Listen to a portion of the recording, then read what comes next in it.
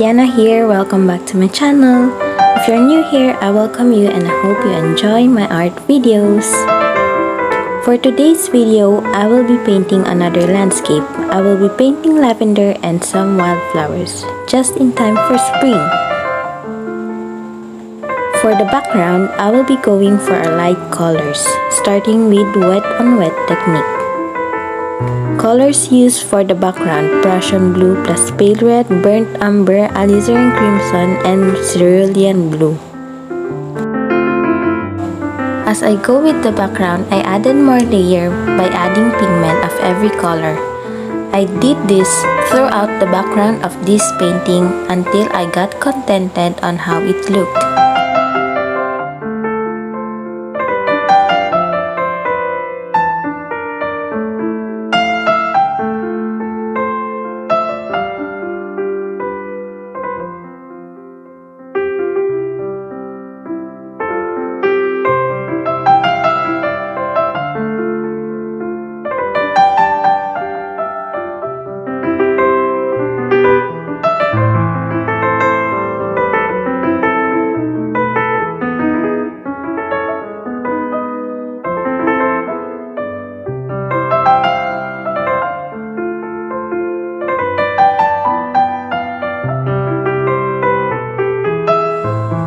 When the background is completely dry, I started to paint the flowers.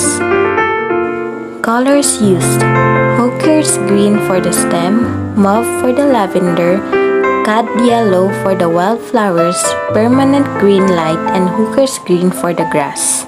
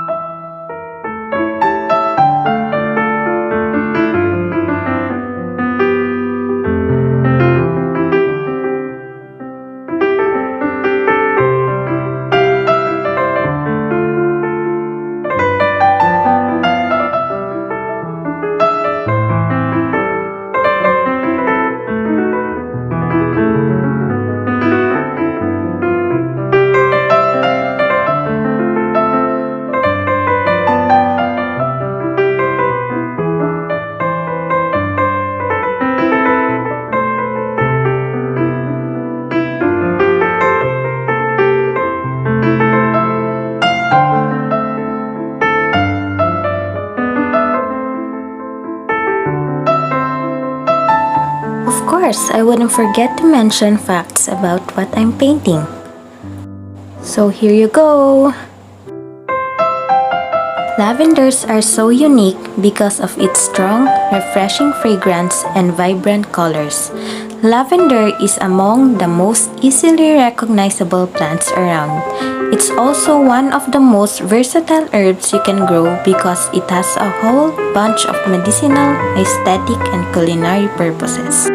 It's also one of the most popular essential oils. It has many medicinal uses too and uses for our house. It is also interestingly used in the ancient times. Lavender was used during the mummification process to perfume the corpse. Yep, you heard that right! In symbolism, lavender is commonly associated with purity, devotion, serenity, and calmness. These themes are often related to the ways lavender is used. Calmness and serenity point toward lavender's uses in aiding sleep and easing anxiety. Purity is shown through lavender's use throughout history in cleaning and its associations with cleanliness. Lavender has also been used to symbolize devotion, which makes it a popular choice for flower arrangements and wedding bouquets. Well, that's the fun facts for today.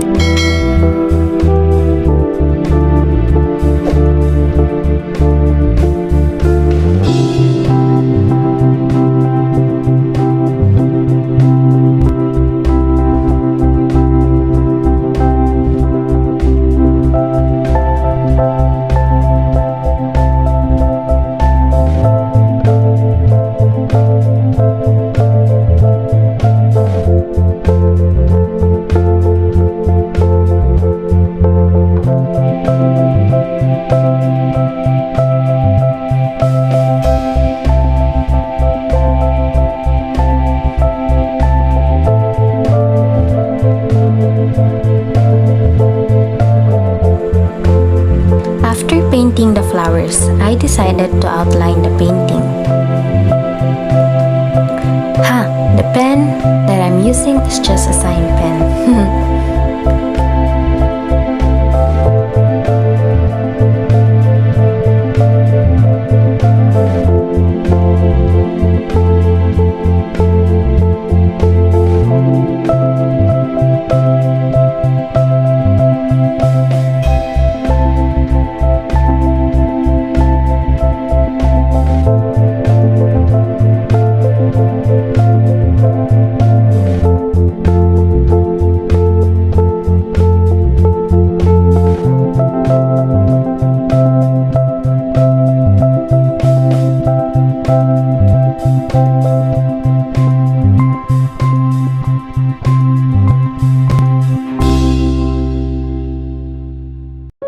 Time for tape peeling.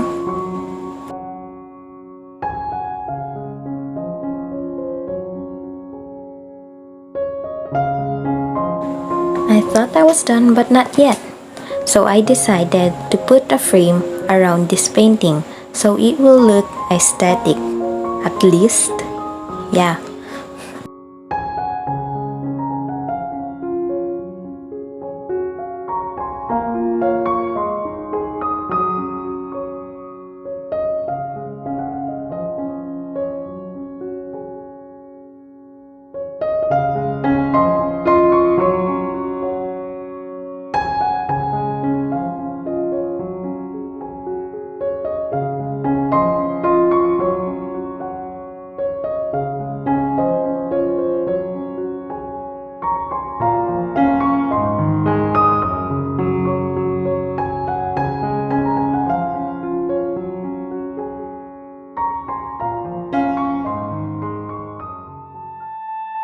Yep, it's done. Showing you a closer look of my painting. Hope you guys will like it.